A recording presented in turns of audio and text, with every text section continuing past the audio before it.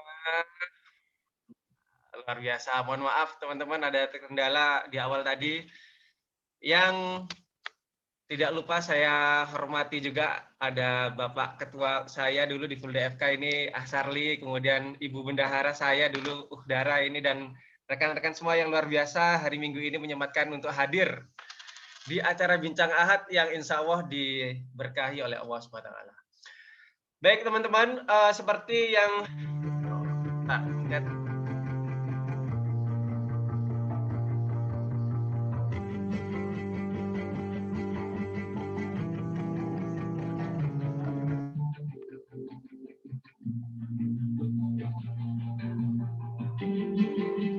yang muncul di sana apa ya teman-teman?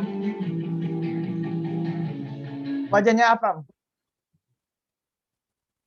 Oke, sebentar. Seperti yang sudah poster yang sudah disebar di sosmed, hari ini kita akan bincang mengenai bagaimana apa itu narkoba, kemudian bagaimana kita sehat tanpa narkoba. Nah, ini sudah terlihat dengan jelas ya, Asar? Slide-nya? Iya, terlihat dengan jelas. Oke, teman-teman. Pertama saya akan mengawali dengan berita yang beberapa bulan ini beredar, tentunya pada era pandemi ini, teman-teman. Jadi ternyata di era pandemi ini kasus narkoba itu semakin meningkat. Dengan adanya pandemi ini yang ternyata aktivitas kita dikurangi, kemudian beberapa kegiatan juga dikurangi, ternyata itu akan dapat meningkatkan lagi penyalahguna kasus narkoba. Kemudian mungkin kita masih ingat bagaimana seorang oknum polisi yang ternyata juga menyalahgunakan narkoba. Dari kalangan polisi juga ada, dari kalangan artis pun ada, dan baru-baru ini juga Polda Jawa Timur membongkar teh Cina yang berisi narkoba. Dan ironisnya saat ini Indonesia sedang mengalami darurat narkoba. Untuk itu mari kita kenalan apa sih itu narkoba. Kemudian kira-kira teman-teman di sini ada yang pernah mengonsumsi narkoba nggak nih teman-teman? Pernah. Mungkin teman-teman dipersilahkan apabila mau on mic. Wah ini ada saudara saya ini tretan dari Madura, ada Kak Fajar ini. Ya. Jadi teman-teman, kalau ditanya, teman-teman pernah konsumsi narkoba nggak? Kalau saya pribadi sih pernah konsumsi narkoba. Tapi kalau teman-teman di sini ada nggak yang pernah konsumsi narkoba? Sebagai obat mungkin. Dari Asarli gimana? Kelihatannya kalau dari definisinya pernah deh. Jenis apa dulu, Mas Pram? Ya? Iya, benar. Apa, Asar? Apa aja, yang penting narkoba. Iya. Zat adiktif ya. Mungkin yang lagi tren untuk kalau Kak Fajar itu mungkin yang tren dari daerah Madura yang tetap terpopulerkan sabu. Oh, sabu siap. Kak Fajar pernah ini konsumsi? Pernah, alhamdulillah pernah. Tapi enggak sekarang. Oke. Kalau saya teman-teman pagi tadi konsumsi narkoba. Pagi, baru aja tadi pagi konsumsi narkoba. Mungkin sedikit perkenalan kembali teman-teman. Saya Aristanto Prambudi, biasa dipanggil Pram. Saya asli Bangkalan, tepatnya di Kampung Socah. Kebetulan kampung saya ini kampung narkoba. Dan kalau teman-teman sering melihat berita di media massa, ada penangkapan narkoba di Bangkalan. Nah, itu adalah tempat rumah saya, teman-teman. Jadi, alhamdulillah banyak tahu bagaimana penyalahgunaan itu ada, kemudian bagaimana proses distribusi narkoba itu, insya Allah saya sedikit memahami bagaimana peredaran itu ada. Dan luar biasanya saat ini spesial sekali teman-teman. Saya juga ini alhamdulillah bersama saudara saya Kak Fajar ini yang seringkali tahu bagaimana peredaran narkoba di Madura khususnya. Tapi hari ini kita akan sharing teman-teman. Kira-kira narkoba itu apa sih dan dampak buruknya bagi kita Indonesia yang khususnya saat ini sedang darurat narkoba.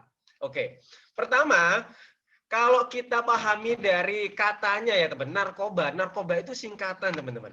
Yang kepanjangannya ialah narkotika, psikotropika, dan zat adiktif lainnya.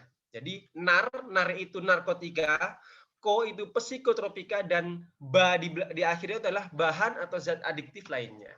Nah, kalau kita lihat definisinya, menurut undang-undang, narkotika adalah zat atau obat yang berasal dari tanaman atau bukan tanaman, baik sintetis maupun semi sintetis, yang dapat menyebabkan penurunan atau perubahan kesadaran, mengurangi sampai menghilangkan rasa nyeri, bahkan menimbulkan ketergantungan. Hal ini digolongkan sesuai Undang-Undang Nomor 35 Tahun 2009. Nah, gampangnya teman-teman, narkotika ini dibagi menjadi 3. Yang pertama ini ganja, opium. Ganja yang mungkin kita sudah sering ya mendengar apa itu ganja. Ganja itu seperti dedaunan. Kemudian golongan 2 ada metadon dan morfin. Golongan ketiga adalah kodein. Nah, golongan ketiga nih paling sering yang kita konsumsi teman-teman. Kodein. Jadi apa sih yang membedakan dari ketiga golongan ini? Jadi golongan yang pertama itu adalah golongan yang tidak boleh digunakan. Tidak boleh digunakan oleh siapapun. Jadi golongan pertama ini golongan yang terlarang teman-teman. Tidak boleh digunakan oleh siapapun. Makanya orang yang mengkonsumsi golongan 1 ini seperti ganja, opium, heroin itu adalah penyalahguna narkoba. Nah, ingat ya teman-teman, istilah penyalahguna narkoba. Jadi, kalau dikatakan konsumsi narkoba, saya pun mengkonsumsi narkoba. Tapi beda lagi, orang-orang yang ada mungkin di proses hukum itu adalah penyalahguna narkoba. Oke, jadi sepakat ya teman-teman, untuk golongan pertama ini adalah golongan yang terlarang, nggak boleh digunakan oleh siapapun. Dan golongan kedua, metadon dan morfin ini, mungkin untuk kalangan medis, khususnya dokter, mungkin seringnya menggunakan metadon atau morfin ini. Jadi sering digunakan untuk obat bius. Dan golongan 2 ini diartikan adalah golongan narkotika yang tidak boleh digunakan oleh siapapun kecuali untuk kepentingan medis. Kepentingan medis contohnya untuk anestesi, untuk obat bius ketika akan operasi, ketika akan menjalankan suatu tindakan medis, dan hanya boleh digunakan oleh orang yang kompeten, khususnya seperti seorang dokter dan tenaga medis lainnya. Dan golongan ketiga ini adalah golongan yang boleh digunakan siapapun untuk proses tertentu. Contohnya di sini ada golongan kodein. Kodein ini banyak sekali digunakan atau dalam meracikan obat batuk, teman-teman. Silahkan nih teman-teman baca ketika mengonsumsi obat batuk, pasti ada yang namanya kodein. Jadi ini, dan ketiga golongan ini akan menyebabkan ketergantungan, teman-teman.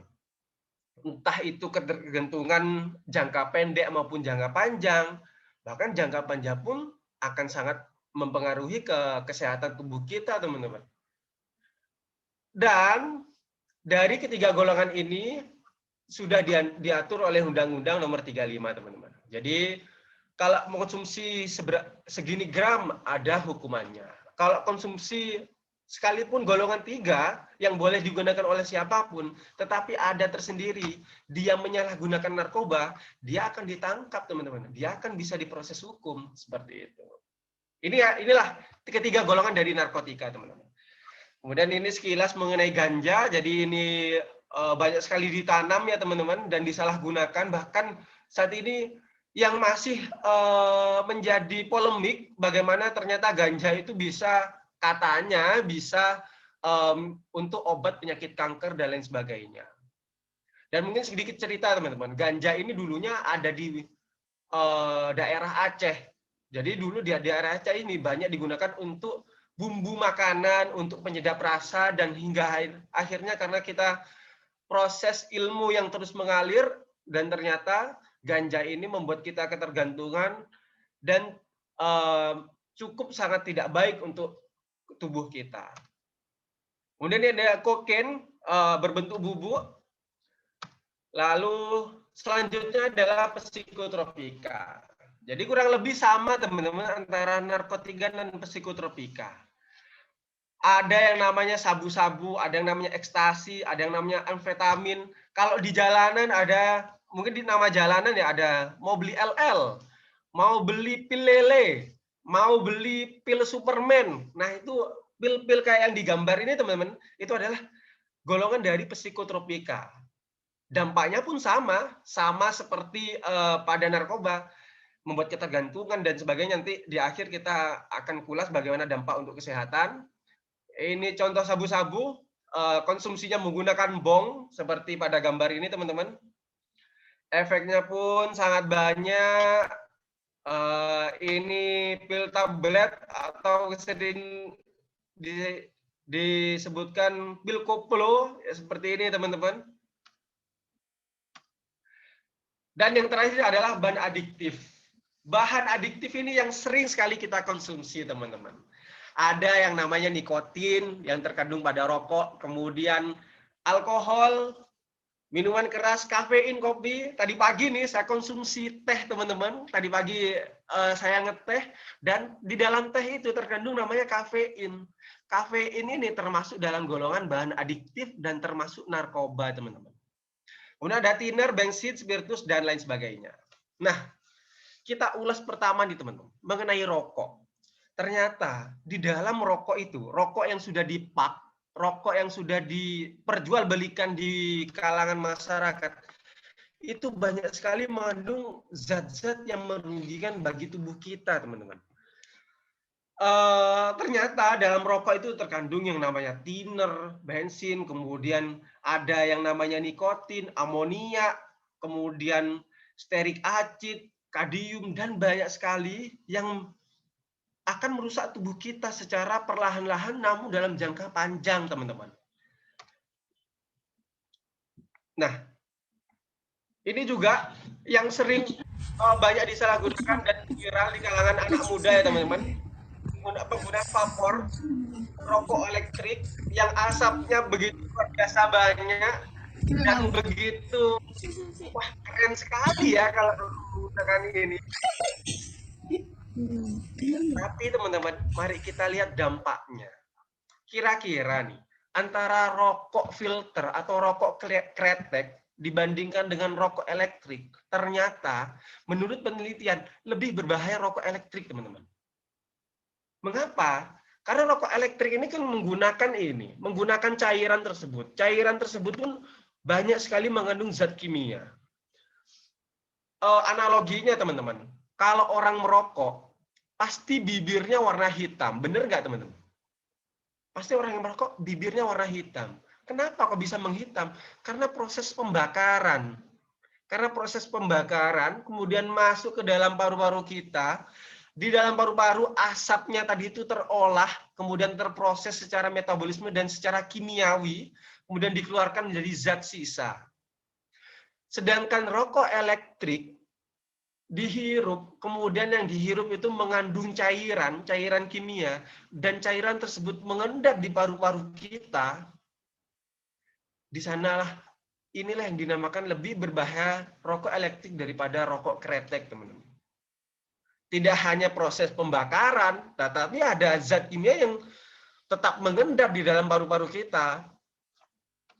Nah, ini teman-teman, beberapa penyakit yang disebabkan oleh penggunaan rokok. Paru-parunya yang menjadi gosong. Ini ada lagi yang tempat jaringan perifer seperti di ujung kuku.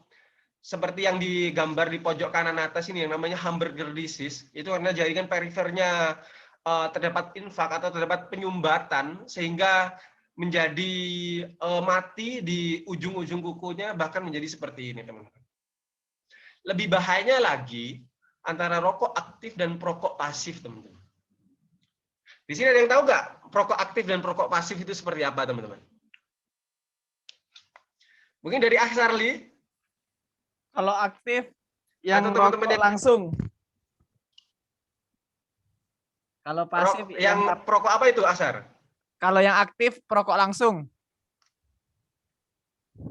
Oke, yang pasif?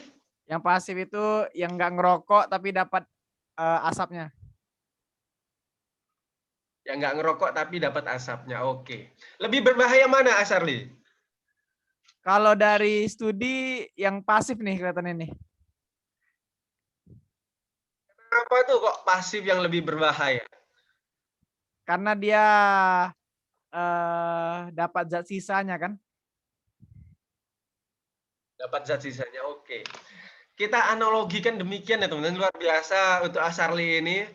Jadi orang merokok ya, barang cukup banyak bahan kimianya, kemudian ada proses pembakaran, dihirup oleh seorang perokok aktif. Perokok aktif itu adalah orang yang dia merokok sendiri, kemudian dihirup ke dalam paru-paru, dikeluarkan akan menjadi zat sisa. Bayangkan teman-teman, kita menghirup udara aja, kita berbicara seperti ini, menghirup yang namanya O2 atau oksigen, dihirup dan dikeluarkan menjadi O2, dikeluarkan menjadi CO2, menjadi karbon dioksida, menjadi zat sisa teman-teman. CO2 itu kalau kebanyakan akan menjadi bahan yang buruk juga untuk tubuh kita. Apalagi ini ditambahkan dengan zat rokok tadi itu. Dimasukkan dengan barang yang cukup kotor, dikeluarkan lagi menjadi barang yang sangat kotor teman-teman. Dan dihirup oleh tetangganya. Tetangganya ini adalah namanya perokok pasif. Dihirup lagi, nah zat sisa yang dihirup teman-teman. Kita bayangkan bagaimana rusaknya paru-paru kita atau rusaknya seorang perokok pasif yang ternyata aku lu nggak ngerokok, tapi ternyata di lingkungan mereka banyak sekali orang-orang yang merokok. Dan ini sangatlah bahaya bagi keluarga yang memiliki anak kecil, kemudian orang tuanya merokok, dan dihisaplah orang anak yang masih sensitif tubuhnya. Dan ini sangat bahaya, teman-teman. Kemudian alkohol pasti kita sudah paham ya, teman-teman, bagaimana ternyata alkohol itu sangatlah merusak ke tubuh kita. Entah itu ke daerah pencernaan kita, ke hati kita atau hepar kita, kemudian ke ginjal kita. Dan pada akhirnya akan menimbulkan penyakit namanya sirosis. Atau sirosis itu hatinya itu membengkak, hatinya itu terinfeksi. Karena apa? Karena alkohol ini, teman-teman. Bayangkan aja nih, alkohol atau kita gampangnya antiseptik deh. Untuk mencuci tangan kita akan merasa dingin. Tangan kita merasa dingin karena akibat dari alkohol itu. Bagaimana jadinya? Kalau yang namanya alkohol ini masuk ke dalam tubuh kita, yang ternyata bagian dalam tubuh kita ini atau kulit di dalam tubuh kita ini lebih sensitif daripada kulit yang ada di luar. Tentunya akan lebih merusak tubuh kita, teman-teman. Oke, orang yang mengkonsumsi alkohol itu akan merasa hangat, akan merasa lebih on, atau ternyata ada juga yang lebih teler seperti itu ya. Tetapi jika dikonsumsi jangka panjang, wah, luar biasa teman-teman penyakit yang diderita. Banyak nih pengalaman saya di rumah sakit, tiba-tiba dia punya penyakit sirosis, ternyata di masa mudanya dia seorang alkoholik atau seorang peminum. Kemudian umur 25 tahun, dia ginjalnya sudah rusak dan mengharuskan untuk HD atau cuci darah. Dan ternyata di masa mudanya dia sering sekali mengkonsumsi sejenis dengan alkohol. Itulah teman-teman, mungkin hari ini kita masih muda, masih bugar, masih merasa sehat, masih bisa minum 1 botol ataupun 2 botol. Dan ternyata di masa tuanya nanti, itulah yang kita akan merasa dampaknya, teman-teman. Kemudian ini ada yang namanya tembakau gorila, harganya lebih murah dan efeknya pun lebih luar biasa. Ini mungkin dulu di saat zaman-zamannya Raffi Ahmad tertangkap karena konsumsi tembakau gorila, dan ini banyak sekali disalahgunakan. Ini juga daun kecubung. Banyak nih mungkin di daerah Bogor, di daerah Bali. Kemudian ada juga yang sering disalahgunakan itu jamur apa kalau saya lupa namanya. Dengan mengkonsumsi ini kita menjadi teler, teman-teman. Dan ini termasuk golongan narkoba, membuat kita ketergantungan, membuat kita merasa fresh. Ada sedikit lupa saya sampaikan, teman-teman. Jadi, narkoba itu bisa membuat kita menjadi stimulan dan membuat kita depresan. Stimulan itu artinya membangkitkan semangat, teman-teman. Membuat hormon-hormon kita lebih aktif. Kemudian depresan itu lawannya, membuat kita lebih lemah, lebih rileks, bisa menidurkan. Contohnya obat stimulan. Contoh sederhananya adalah kopi, coklat, minum teh, kemudian beberapa golongan narkoba itu membuat stimulan, membuat semangat sesaat. Orang mengkonsumsi narkoba akan, wih, aku kuat. Aku bisa ngaji 1 juz 1 malam. Aku bisa hatam 1 Al-Quran 1 minggu. Banyak nih disalahgunakan di Madura, teman-teman. Mungkin di beberapa yang kurang, pemahaman yang kurang, ini nih, tak kasih obat. Nanti ya, kamu tuh pasti bisa nih, hatam 1 Al-Quran 1 malam. Benar. Memang benar, kamu bisa hatam 1 Al-Quran 1 malam. Karena ternyata, obat yang dikasih tadi mengandung stimulan. Harapannya apa kok disodorkan? Biar mereka ketagihan kemudian diperjualbelikan. Akhirnya apa? Menguntungkan si bandar. Dan yang dirugikan pun orang yang terkena bohong tadi itu. Memang benar, kamu bisa hatam satu malam 1 Al-Quran, benar. Tapi obatnya itu, teman-teman, yang membuat kita berbahaya bagi tubuh kita. Depresan contohnya pada obat bius tadi itu, teman-teman. Jadi itu adalah efek depresanya sehingga kita tidur, bahkan mau dioperasi, mau disuntik, nggak terasa apa-apa. Selanjutnya ini Flaka. Flaka ini pun lebih murah harganya dan dampaknya pun luar biasa.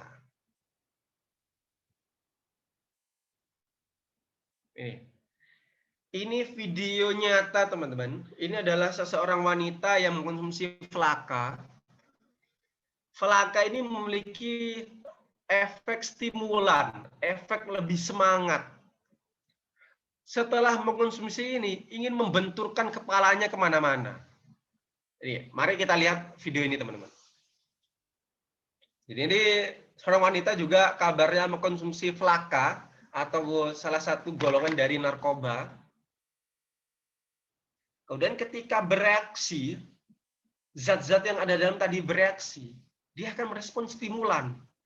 Dia ingin membenturkan kemana-mana, dia ingin menghantamkan tangannya, menghantamkan kepalanya kemana-mana. Dan proses berpikirnya pun rusak, dia terhilangan kendali. Sehingga apapun ingin dihantamkan dan tidak melihat siapa yang ada yang di depannya. Ini. Tolong pemerintah Kota Kendari supaya dihilangkan semua itu penjual mumbul. Ini pengaruh mumbul ini. Mas misalnya.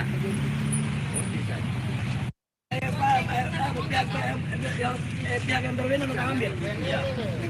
Pihak yang berwenang akan ambil. Tolong BNN. Tolong dimusnahkan itu mumbul. Ini pengaruh mumbul ini.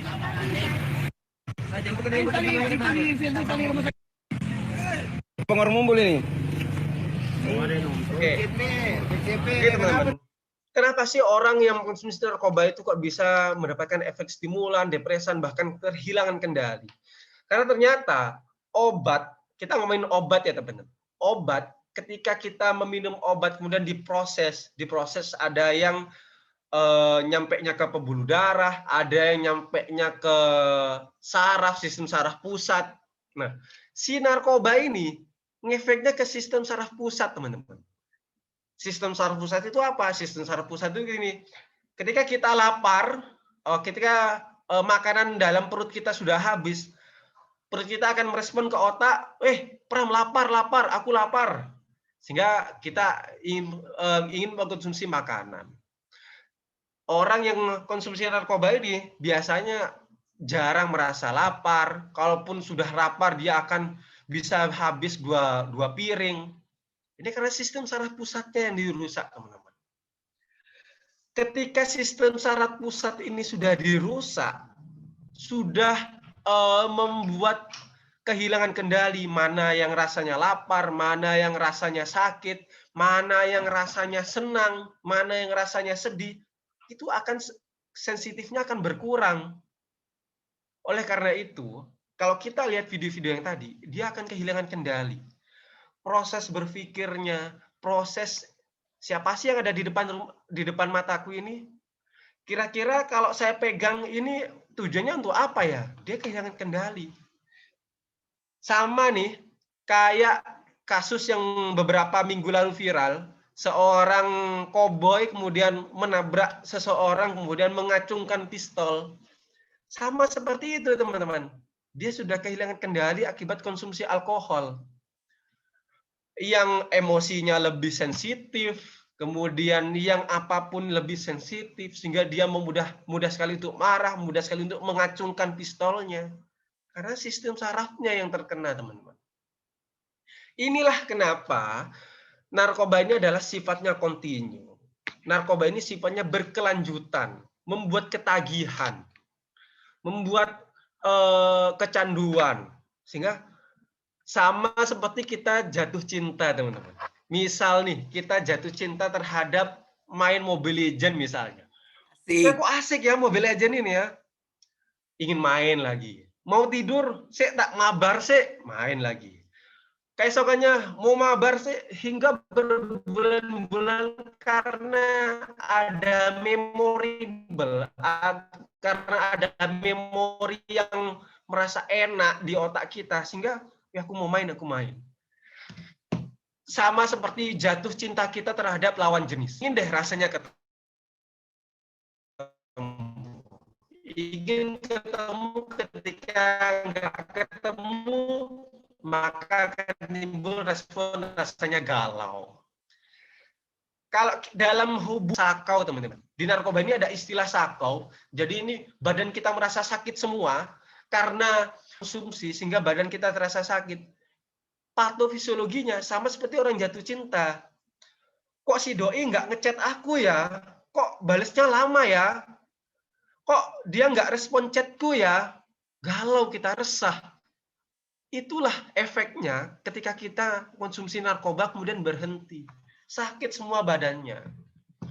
Bahkan nih, kalau orang yang sudah bertobat, misalnya bertobat dari konsumsi narkoba, kemudian ada yang mengiming-imingi, imannya nggak kuat, kemudian proses berpikirnya nggak kuat, dia akan mudah untuk terjerumus lagi.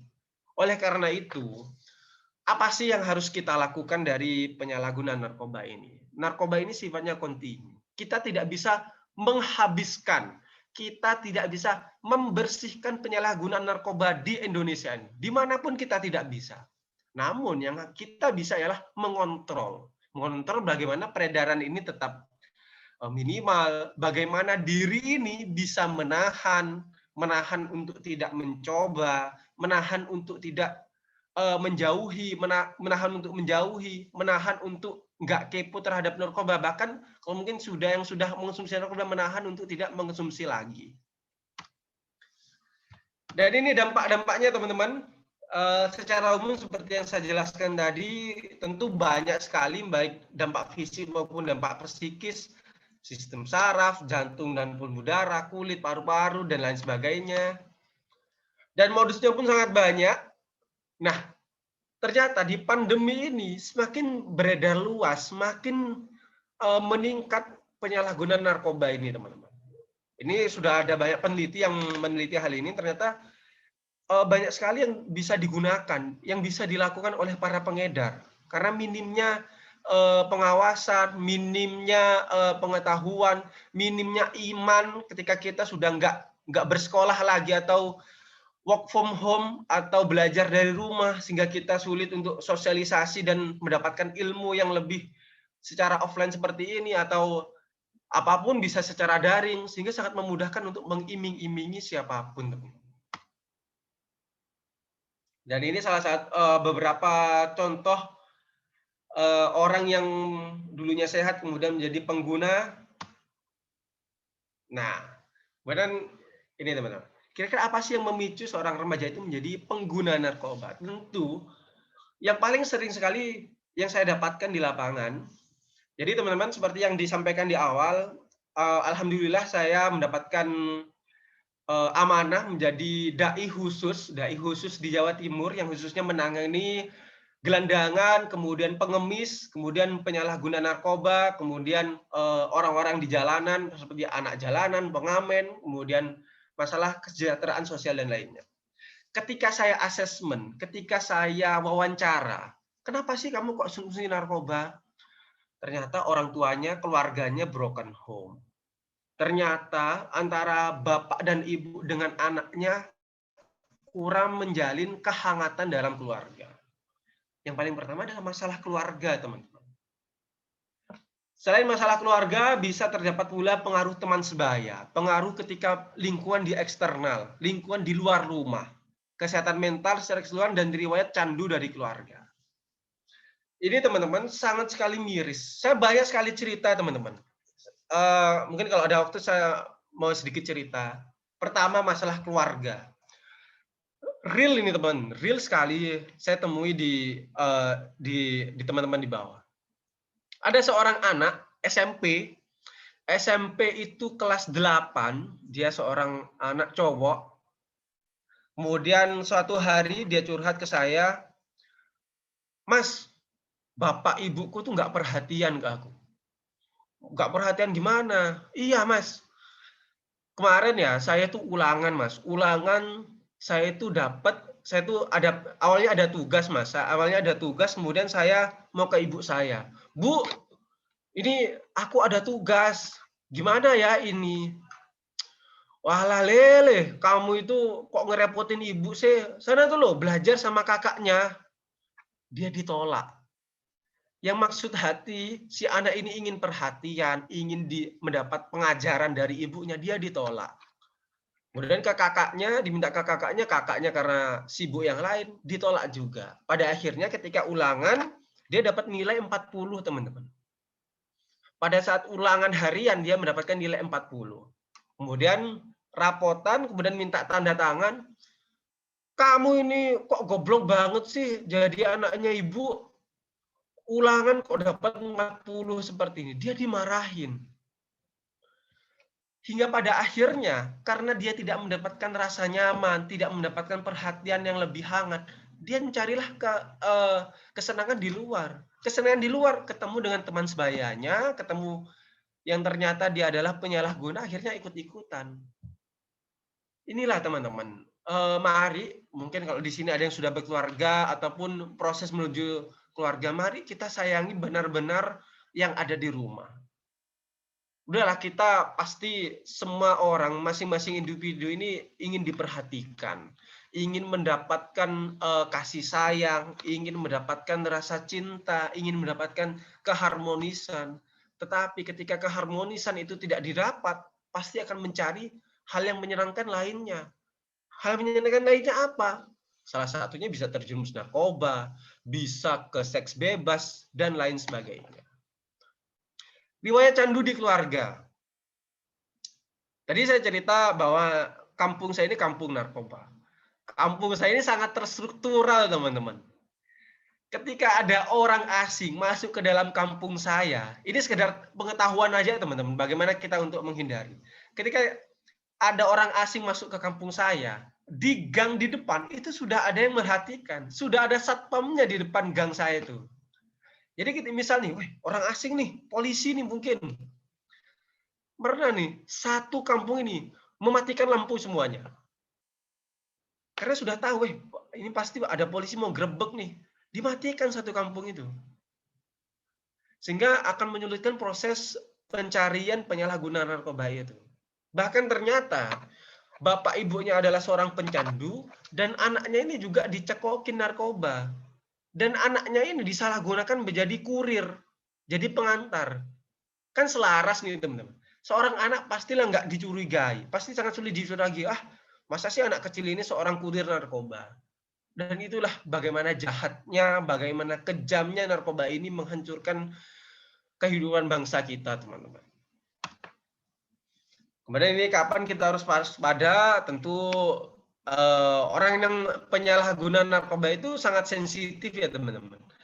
Ditepuk bahunya aja sudah kagetnya luar biasa. Depresi, gangguan kecemasan, dan lain sebagainya. Dan ini tanda-tanda fisik, mata merah, mual muntah, nafsu makan yang berkurang, mulutnya yang entah itu pecah-pecah, ataupun bekas jarum suntik, dan lain sebagainya. Dan ini tanda perilaku secara fisiologis. Dan bagaimana sih cara kita menjauhkan anak dari narkoba? Yang pertama ialah kita buat hubungan yang saling menyayangi. Kalau ternyata orang tua kita sibuk, mari kita kuatkan iman. Jangan sampai kita terjerumus ke hal-hal yang negatif. Habiskan waktu bersama remaja, ingin sosok yang mandiri, tapi juga ingin sosok yang didampingi orang tua. Tegakkan peraturan dan dorong anak untuk dapat berpendapat. Bantu anak belajar dari kesalahan. Intinya teman-teman, pasti kita akan mengalami waktu-waktu kita untuk futur, waktu-waktu kita untuk menyeleweng, memiliki waktu luang. Pasti pikiran kita kemana-mana, pikiran kita akan, duh aku ngapain ya, kok mager gini sih, terus ngegame aja deh, ya masih mending ngegame.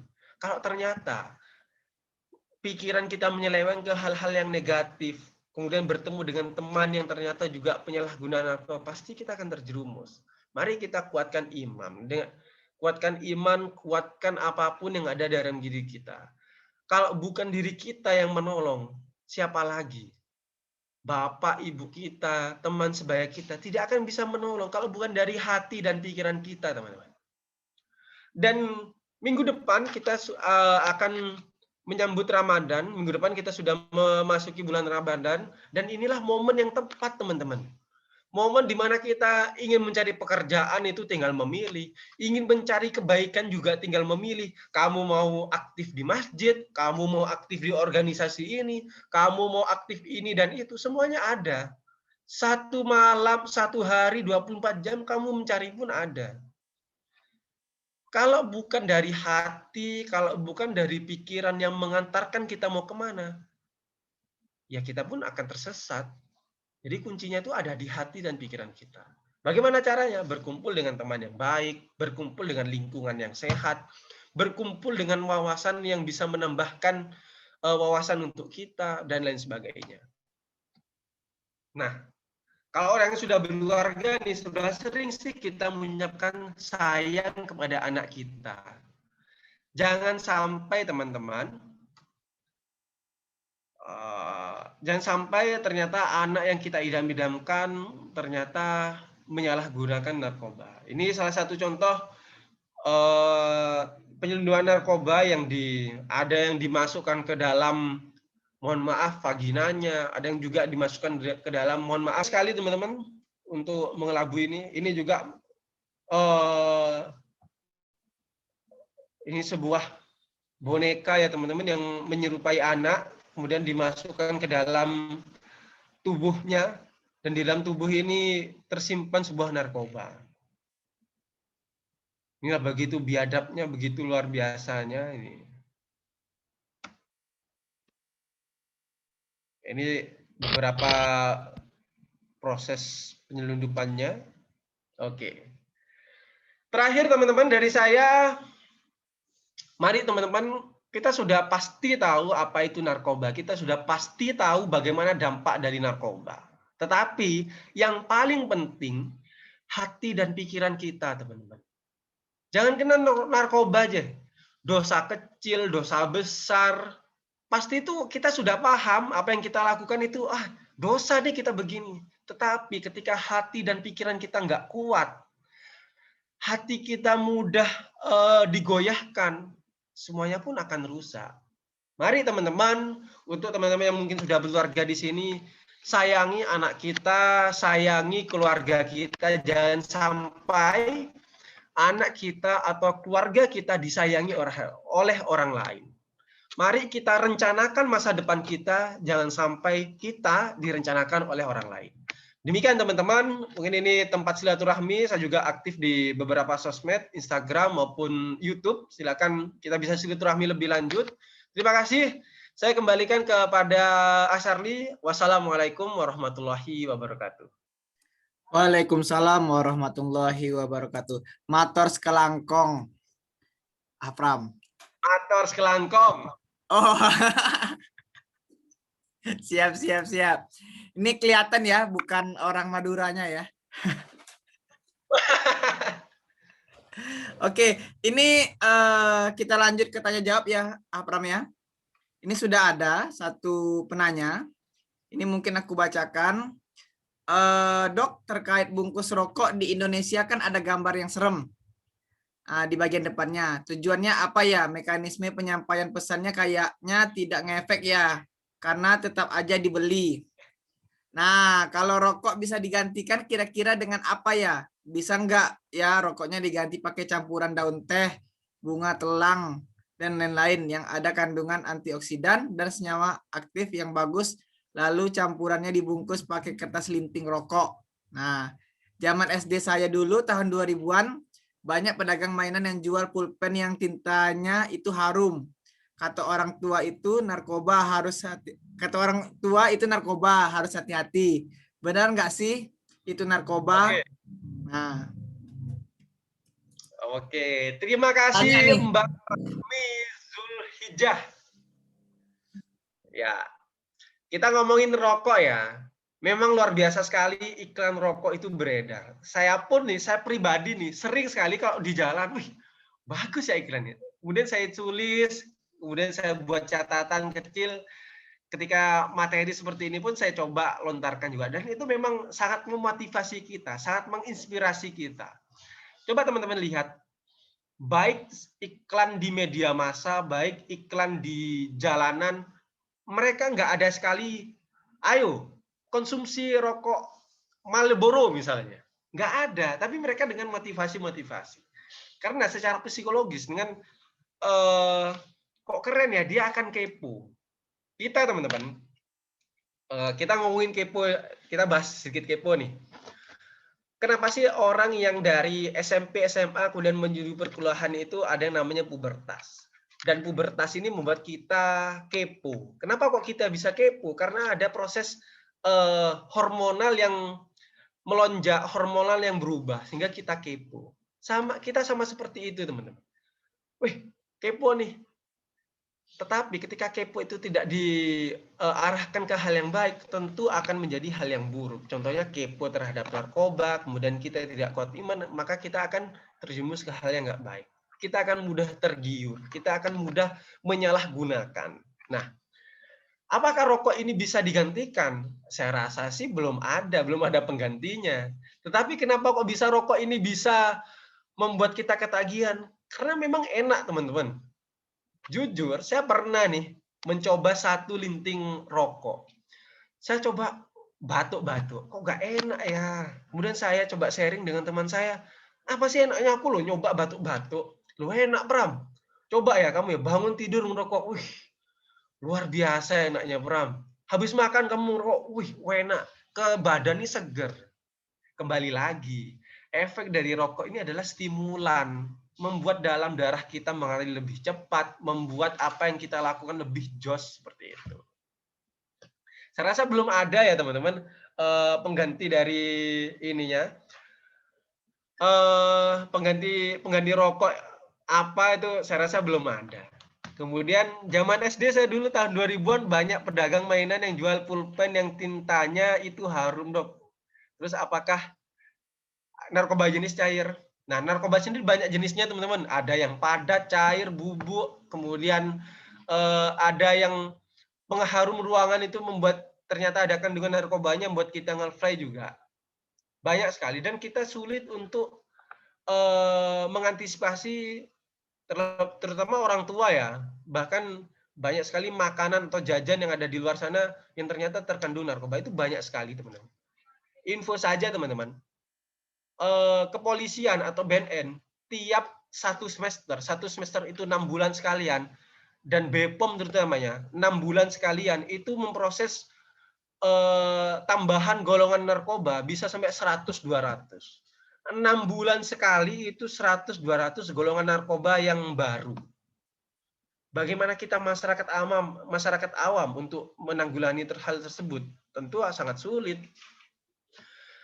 Akhirnya apa yang harus kita lakukan? Kita waspada. Dari mana sih makanan ini berasal? Kira-kira halal nggak sih? Kira-kira produksinya benar nggak sih?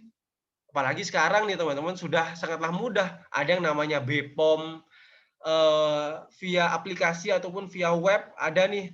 Kira-kira ini benar nggak nih, sehat nggak nih makanan ini, ada tuh terdaftar di BPOM teman-teman. Minimal kita bisa mengecek seperti itu.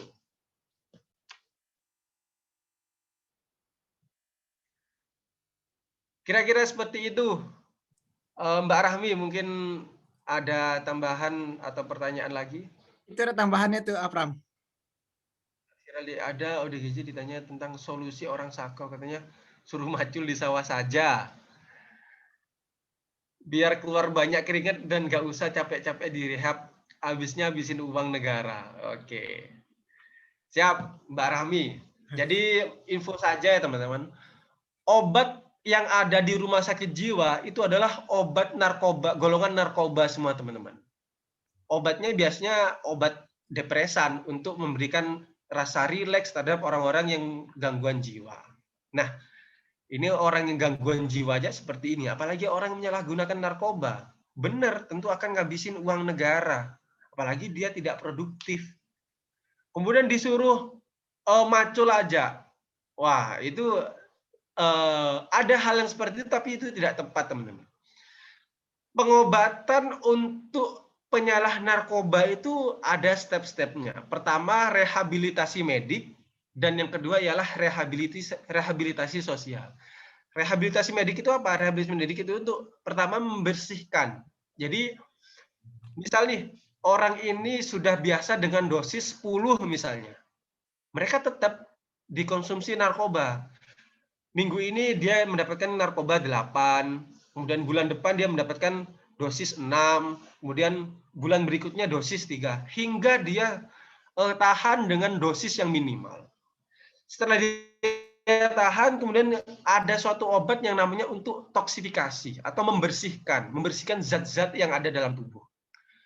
Kemudian setelah itu selesai selama 6 bulan, optimal selama 6 bulan, kemudian dia menjalankan rehabilitasi sosial. Rehabilitasi sosial ini sangat banyak, dengan dia bekerja, dengan harapannya menstimulasi organ-organ yang dalam tubuhnya untuk bekerja lebih aktif dan efektif lagi, tidak terpengaruhi oleh penyalahgunaan narkoba yang telah dikonsumsi dahulunya. Jadi kurang tepat untuk disuruh macul saja, karena efek obat yang sudah melekat dalam tubuhnya itu sudah masih terasa. Jadi untuk mengobati penyalahgunaan narkoba, caranya tadi itu ada rehabilitasi medik dan rehabilitasi sosial. Seperti itu. Apram, aku tambah, Apram. Siap, monggo, Asarli. Kan kadang-kala kan ada tuh pesantren ya, kadang-kadang menerima kayak rehab untuk penyalahgunaan narkoba. Nah, itu kan kadang-kadang ada yang tahu istilahnya kayak di penjara gitu nggak? Jadi dia di penjara. Benar. Kalau di pesantren ya, di penjara gitu, terus dia dimasukin ke situ, sama sekali nggak dikasih. Terus nanti kalau dia sakau, itu disiram gitu. Nah, itu benar nggak sih? Aku mau nanya nih. Oke. Kalau pertanyaannya benar atau enggak, kurang tepat. Jadi, seperti yang saya sampaikan tadi, orang yang penyalahgunaan narkoba secara jangka panjang, itu ada susunan sarafnya yang rusak. Sehingga dia sudah enggak sensitif lagi. Dia mau proses emosi, senang, sedihnya udah enggak karuan. Kemudian proses lapar, kenyangnya udah enggak karuan. Sehingga apa? Banyak nih lembaga-lembaga semacam pondok, dia ini sedikit cerita, ada yang pondok caranya gini, dia tidur bangun malam disuruh mandi air es, air kolam kemudian dimasukin es. Dia disuruh menyelam di sana. Menyelam di sana, kemudian pagi hari dia gak dikasih tidur. Pagi harinya dia disuruh bersih-bersih pondoknya, dia disuruh ini dan itu, manas-manas, kemudian disuruh ngaji sehari suntuk. Ini sebenarnya termasuk dalam rehabilitasi sosial. Dia tidak bisa membersihkan atau mentoksifikasi obat yang sudah melekat dalam tubuhnya. Benar, prosesnya seperti itu untuk memulihkan persarafannya, tetapi dia tidak memulihkan bahan-bahan kimia atau obat-obat yang sudah melekat dalam tubuhnya, seperti itu. Jadi banyak tuh di Surabaya pun ada, tapi ya itu tadi, dia tidak efektif dan kurang tepat untuk membersihkan obat dalam tubuhnya, seperti itu. Oke, terima kasih Apram. Ini mungkin lanjut nih, ada pertanyaan dari Mas Fajar. Mungkin terkait dengan yang tadi juga nih. Ya.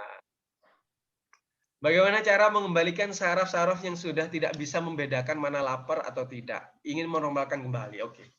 Kalau kita ngomongin saraf, ini juga pengalaman di rumah sakit. Orang yang terkena stroke, orang yang terkena kecelakaan, kemudian kepalanya terbentur, kemudian mengalami gangguan pada sarafnya, dia akan lama, prosesnya akan lama. Dengan konsumsi obat pun, menstimulasi untuk vitamin saraf, dia jangkanya sangat lama, bahkan bertahun-tahunan.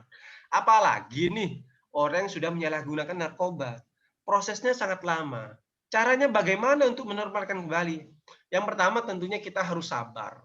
Sabar artinya kita paham hati dan pikiran kita bahwa ini nggak baik, ini nggak baik, ini baik. Kita menstimulasi dan memotivasi kita bahwa karena dengan kita stres, dengan kita memiliki psikologis yang baik, itu akan memulihkan tubuh kita. Contoh nih, hari ini aku mau ngisi, hari ini saya mau berbagi ke teman-teman. Saya bersiap, psikologi saya siap. Saya akan menyiapkan materinya, saya akan menggunakan baju yang sopan, saya akan menyiapkan laptop dan sebagainya. Psikologis kita enak. Kalau psikologi saya nggak siap, pasti hari ini akan saya grogi. Hari ini akan saya loyo membawakannya. Jadi yang pertama sabar, karena sabar ini akan mempengaruhi ke stres kita, ke psikologis kita, dan kesiapan mental kita untuk menerimanya. Yang kedua ialah minta dukungan dari eksternal. Dukungan dari pasangan kita, keluarga kita, teman-teman sebaya kita. Agar apa? Agar kita pun mendapatkan stimulasi tambahan, mendapatkan support tambahan dari luar. Sehingga proses yang ternyata kita ketahui jangka lama ini untuk memulihkannya, tetapi yang jangka lama ini bisa kita meminimalisir dengan proses tadi itu. Kalau kita ngomongin saraf, obatnya ya cuma vitamin aja. Tetapi yang lebih manjur lagi, yang lebih pas lagi ialah tadi itu support mentalnya, support dari luar dan internalnya, seperti itu. Saya lanjut ya. Ini ada pertanyaan direct ke saya, mungkin saya tidak sebutkan namanya. Izin bertanya, bagaimana hukum terkait rokok? Karena saya menjumpai beberapa tetangga yang ketika perjalanan sholat ke masjid masih merokok, padahal sudah berwudu. Siap sholat karena setahu saya makruh. Ada juga yang juga dikiaskan dengan khamar. Nah, untuk sholatnya bagaimana, Nggih? Saya tidak sebutkan namanya nih, nanti soalnya agak ini kan. Ya. Ini termasuk, mungkin saya akan jawab ini sebagai joke aja ya. Iya. Kalau saya yang lingkupnya di ya, tentu hal yang kurang baik juga dengan kita merokok.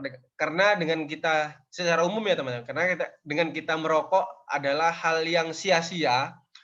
Kita sudah tahu bahwa rokok itu isinya kurang baik, isinya banyak yang bisa membuat negatif untuk tubuh kita.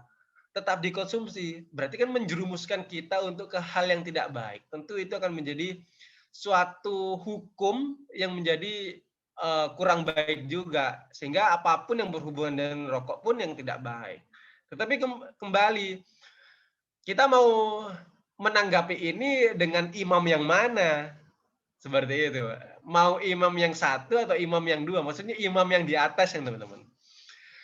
Ada yang menyebutkan seperti ini nggak apa-apa, ada yang menyebut seperti ini karena menjerumuskan kita ke hal yang baik, nggak baik, bisa disebutkan dengan makna haram juga. Kemudian mau masalah makruh atau tidak, ini sah atau tidak, kembali lagi. Saya jawab kembali lagi, kita mengikuti imam yang mana. Nah, kalau dari jawaban saya pribadi ya, kalau secara umum hal itu udah nggak baik, bisa disebutkan dengan makna haram. Apalagi mau sholat, mau ke masjid masih ngerokok dulu ya, membatalkan juga akhirnya seperti itu. Jadi sebaiknya jangan dilakukan ya gitu ya Pram ya. Nah, mungkin kalau terkait dengan hukum kita serahkan aja dengan pribadi masing-masing gitu ya. Tapi kalau dari tenaga kesehatan sebaiknya jangan dilakukan dan jangan mencoba-coba ya. Benar. Nah, ini sedikit lagi nih aku dari aku pertanyaan. Nah, gini Pram.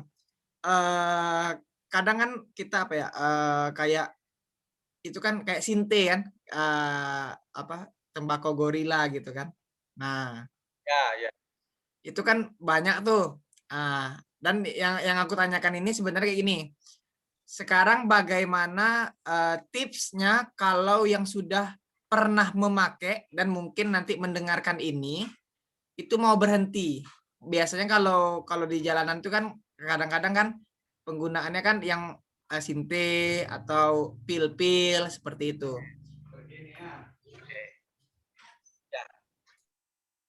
Jadi kalau saya mau ngomongin tips, saya mau lihat dulu. Ini orangnya sudah baru satu kali memakai atau sudah jangka panjang atau sudah bagaimana. Kalau dia baru pertama kali pakai, kemudian saya yakin orang pertama kali pakai, saya yakin dia sudah punya memori tersendiri bahwa oh ini nih enak, saya mau pengen lagi. Nah, kalau seperti itu kembali lagi. Pertama kita harus pahami apa sih dampak narkoba, kemudian bagaimana jangka panjangnya narkoba ini bisa membuat kita ke hal yang baik atau malah ke hal yang kurang baik seperti itu. Dengan kita sudah menyadari hal tersebut, tentu kita akan menjauhi sehingga kita tidak akan memakai lagi. Dan untuk orang yang konsumsi sudah jangka panjang, sudah berterus-terusan, tentu harus ada penyelesaian tersendiri, harus ada treatment sendiri. Seperti yang tadi saya sampaikan, ada rehabilitasi medik dan rehabilitasi sosial. Dengan kita rehabilitasi medik, membersihkan zat-zat kimia dalam tubuh, setelah dibersihkan, barulah pemulihan. Pemulihan secara sosial, pemulihan secara psikologis, pemulihan secara ini benar, ini dan tidak, seperti itu. Pemahaman yang lebih utama. Jadi mungkin bagi teman-teman atau sahabat-sahabat saya yang di luar melihat ini, kalau misalnya pernah memakai atau ini bisa ke rehab ya, Mas Pram ya? Ya. Ya, jadi tidak perlu malu ya Mas Pram ya?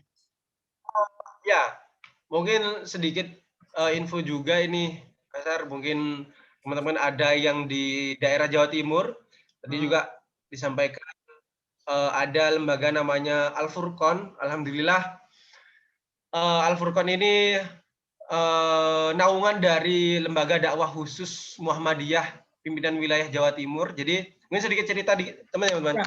Jadi lembaga dakwah ini sangat bermanfaat sekali nih. Nah, saya juga aktif di LDK PWM Jawa Timur, Lembaga Dakwah Khusus Pimpinan Wilayah Muhammadiyah Jawa Timur. Jadi LDK ini lembaga baru yang khusus menangani orang-orang masalah kesejahteraan sosial, baik itu narkoba, gelandangan, anak jalanan, dan lain sebagainya. Dan kami pun sudah siap dengan rumah singgahnya. Jadi di awal juga disampaikan rumah singgah Al-Furqan. Jadi rumah singgah Al-Furqan ini kalau di ngomongin yayasan atau panti kurang tepat juga ya, tapi rumah singgah, rumah yang siap menampung para anak jalanan, penyalahkan narkoba, kemudian dan lain sebagainya, untuk kita bina, untuk kita rehabilitasi, baik secara sosial maupun secara medis jika diperlukan nantinya. Jadi untuk teman-teman yang Jawa Timur bisa nih menghubungi saya atau mampir ke rumah singgah Al Furqon. Dan untuk teman-teman yang di luar Jawa atau mau di tempat lain bisa langsung mengunjungi BNN. Karena beda nih teman-teman, kalau kita mengunjungi BNN dan kepolisian. Kalau kita mengunjungi kepolisian, pasti kita akan diinterogasi lebih dalam. Tapi kalau kita mengunjungi BNN, kemudian kita udah jelas kita ini adalah korban, kita akan diramut, kita akan dirawat. Oh, kamu harusnya gini, gini, gini. Oh, kamu harusnya gini, seperti itu. Atau bisa langsung ke rumah sakit jiwa. Ingat ya teman-teman, rumah sakit jiwa bukan untuk orang gila, tapi untuk orang yang bermasalah dengan psikologisnya. Jadi jangan malu, jangan sampai kita berkecil hati, jangan sampai kita patah semangat, kemudian kita, udahlah aku make aja. Enggak teman-teman. Kita siap merangkul, kita siap untuk membersamai, kita sama-sama di dunia untuk hidup kok. Kita sama-sama ingin berbagi, kita sama-sama ingin hidup yang lebih bermanfaat lagi.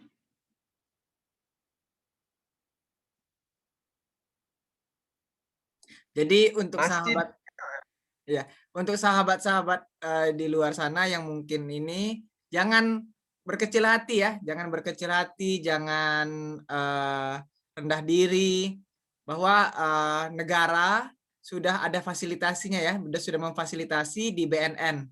Mungkin langsung ke BNN ya. Dan mungkin kalau kita yang datang mungkin nggak di penjara ya, Afram, karena saya belum tahu juga nih. Enggak ya? Enggak. Gimana ya, Afram ya?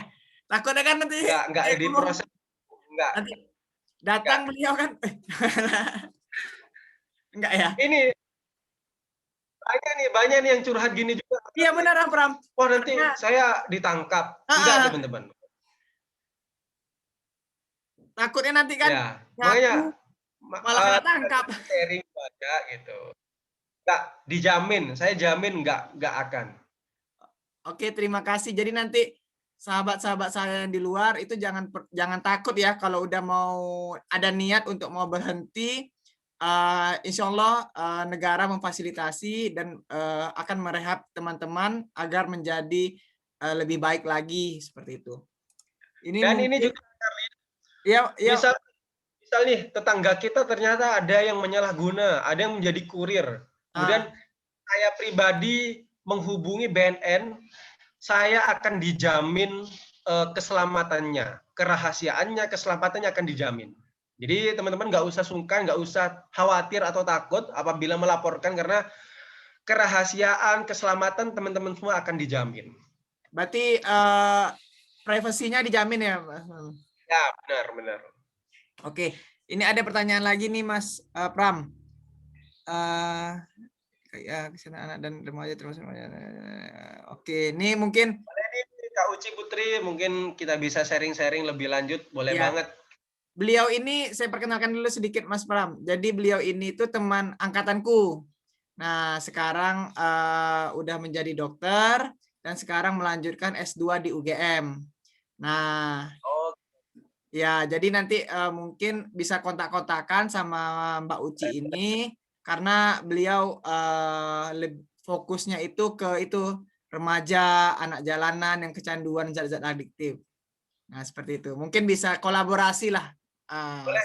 Kami pun di rumah singgah siap data-datanya, kemudian siap untuk memfasilitasi mengenai penelitian seperti hal ini. Oke, siap. Beliau ini dari Malang ini, asli anak Malang. Nah, jadi kalau Ahpram ini asli Madura ya, Madura United enggak? Madura. Oke, mungkin Ahpram terima kasih atas penyampaian materinya. Mungkin ada closing statement. Ya. Ya, teman-teman, mari kalau kita mungkin di teman-teman yang bergabung pada siang hari ini telah mengenali narkoba, kemudian telah memahami dampak buruknya narkoba, kita share teman-teman, kita berbagi, jangan malu. Rek, tadi aku dapat materi narkoba nih, kita share teman-teman. Narkoba itu apa? Sehingga akan menular dan memahamkan teman-teman kita. Terutama kepada adik-adik kita ya teman-teman. Lagi di zaman yang serba digital, yang serba online ini akan mudah untuk mengenalkan atau menjerumuskan mereka terhadap penyalahgunaan narkoba. Kita kenalkan ke kanan kiri kita, kemudian kita mantapkan hati dan pikiran kita untuk tidak terjerumus ke penyalahgunaan narkoba. Dan pastikan tadi itu teman-teman, sayangi diri kita, jangan sampai disayangi orang lain, rencanakan diri kita, jangan sampai direncanakan oleh orang lain. Seperti itu teman-teman, terima kasih. Mohon maaf apabila ada kekurangan. Kalaupun ada mau silaturahmi, silahkan, tidak dibungut biaya. Siap. Nah, itu ingat ya, sayangi diri kita sebelum kita disayangi orang lain. Terima kasih Apram atas penyampaian materinya. Kami dari tim Bincang Ahad, apa tuh? Ya, oke. Benar. Kami dari tim Bincang Ahad sangat-sangat berterima kasih atas informasi dan ilmunya, dan insya Allah ini akan di-share di YouTube ya Apram, nggak masalah ya? Ya, boleh. Itu saja mungkin teman-teman, karena waktu sudah menunjukkan 11.30 dan mungkin di daerah yang bukan di Sumatera itu sudah mau zuhur. Saya ucapkan terima kasih kepada seluruh peserta Bincang Ahad, dan jangan lupa untuk kalau misalnya mau share informasi ini ada di YouTube-nya MOHD Sarli seperti itu. Nah, dan Bincang Ahad ini akan berlangsung 2 minggu sekali dengan topik-topik yang mungkin akan disesuaikan dengan apa yang lagi viral atau yang difokuskan seperti itu. Saya tutup. Marilah sama-sama kita menutup Bincang Ahad ini dengan berdoa. Berdoa dimulai. Tiada kata berakhir dalam berdoa, dan juga kita tutup dengan doa kafaratul majelis.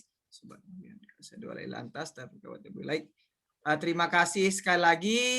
Saya ucapkan assalamualaikum warahmatullahi wabarakatuh.